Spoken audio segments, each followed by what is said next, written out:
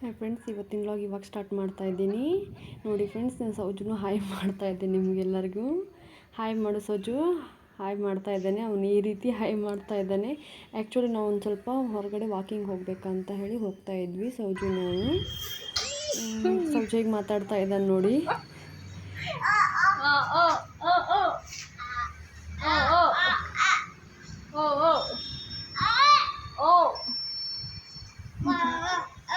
ಬಾ ಸಜ್ಜು ಹೋಗಮ್ಮಿ, ಇಲ್ಲಿ ಮುಂದೆ ಹೋಗಂಬ ಸಜ್ಜು, ಮುಂದೆ ಹೋಗಮ್ಮ,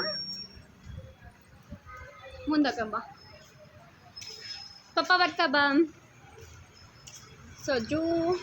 ನೀ ನಡ್ಕೊತ ಹೋಗ್ತಿ ಖುಷು, ನಡ್ಕೊತ ಹೋಗ್ತಿದ್ದಿ ಬಂಗಾರಿ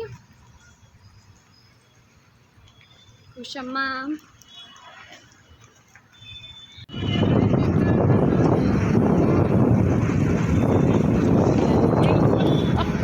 ಒಂದು ಸ್ವಲ್ಪ ಚೇಂಜ್ ಇರಲಿ ಅಂತ ಹೇಳಿ ನಾವು ಅಮೆನವರ್ ಮಾಲ್ ಹತ್ರ ಇರೋ ಪಾರ್ಕ್ಗೆ ಹೋಗ್ತಾ ಇದ್ವಿ.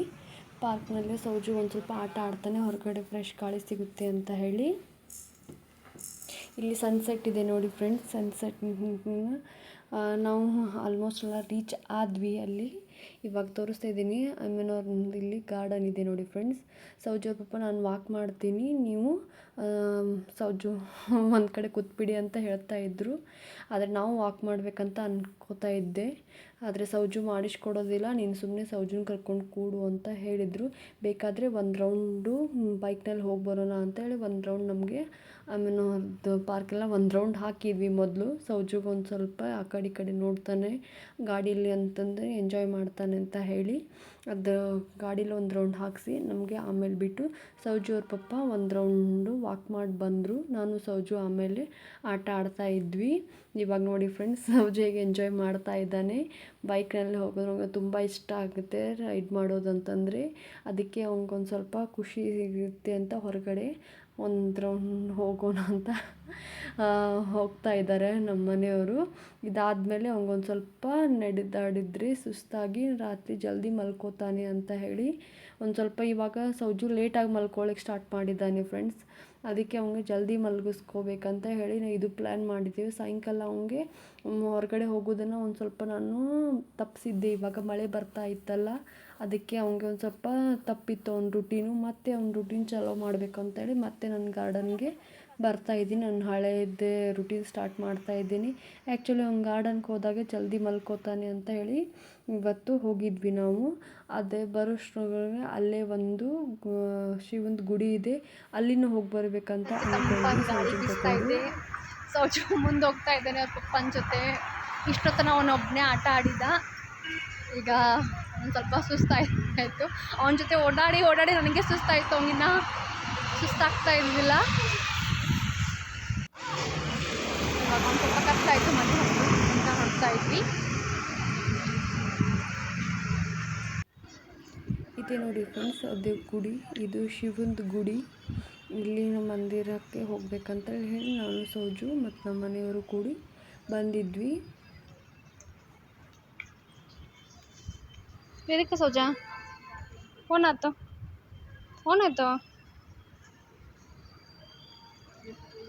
ಸಜ್ಜು ಚೆಕ್ ಬರ್ಸ್ ಖುಷು.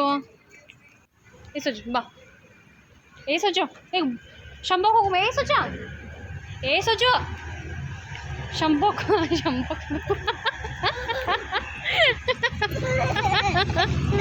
ಶಂಭೋಕ್ ಮಾಡ್ಬಾರಮ್ಮ. ಸೌಜು ವಲ್ಲ ಅಂತಿದ್ದೆ. ಯಾಕೋ ಅವ್ನಿಗೆ ಹೊರಗಡೆನೂ ಹೋಗ್ಬೇಕಂತ ಇತ್ತು. ಅದಕ್ಕೆ ಅವ್ನಿಗೆ ಕರ್ಕೊಂಡು ಫೋರ್ಸೇಬಲ್ ನಾನು ಗುಡಿಗೆ ಹೋದೆ. ಇದೇ ನೋಡಿ ಫ್ರೆಂಡ್ಸ್, ಗುಡಿಗೆ ಹೋಗ್ತಾ ಎಂಟ್ರಿ ಆಗ್ತಾ ಇದ್ವಿ. ಇಲ್ಲಿ ಅವ್ನಿಗೆ ವಿಭೂತಿ ಹಚ್ಬೇಕಂತ ನಾನು ಸೌಜು ಹಚ್ಕೊಂಡ್ವಿ. ನಮ್ಮ ಮನೆಯವ್ರು ಹಚ್ಕೊಂಡು ಮುಂದ್ಗಡೆ ಹೋಗಿದ್ದರು.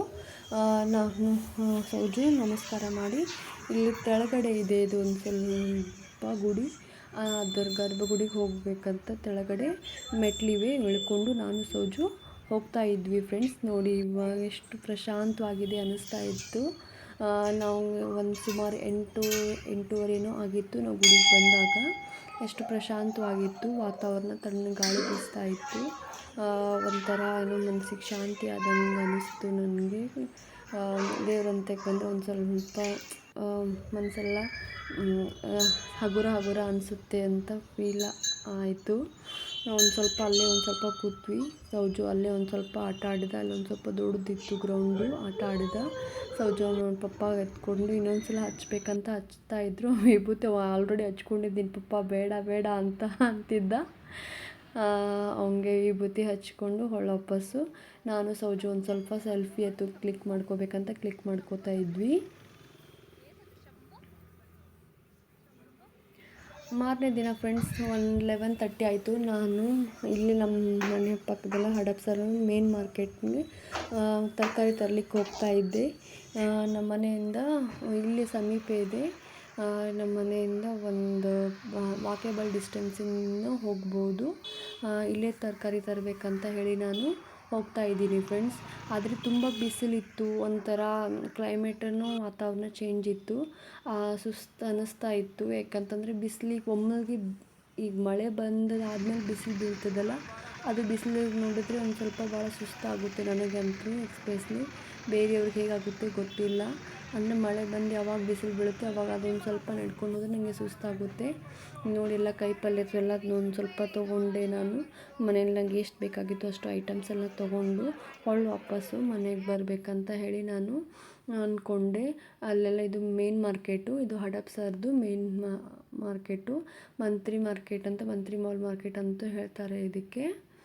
ಹಡಪ್ಸರ್ದಿದು ಒಂದು ಸ್ವಲ್ಪ ನನಗೆ ಏನು ಬೇಕಾಗಿದ್ದ ಐಟಮ್ಸೆಲ್ಲ ಜಾಸ್ತಿ ಏನು ತೊಗೊಳಕ್ಕೆ ಹೋಗಲಿಲ್ಲ ನಾನು. ಯಾಕಂದರೆ ಮಳೆಗಾಲ ಇರೋದೆಲ್ಲ ಜಾಸ್ತಿ ತಂದು ಕೊಳಕು ಬಿಡ್ತೇವೆ, ಎಲ್ಲ ನೀರು ಎಲ್ಲ ಹಾಕಿಬಿಡ್ತಾವೆಲ್ಲ ಜಾಸ್ತಿ.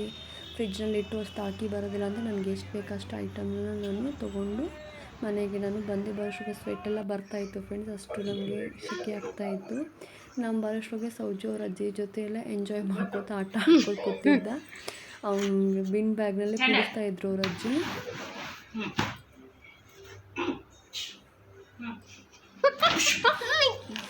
ಈ ಥರ ಎಂಜಾಯ್ ಮಾಡ್ತಾ ಇದ್ದ ಅವನು.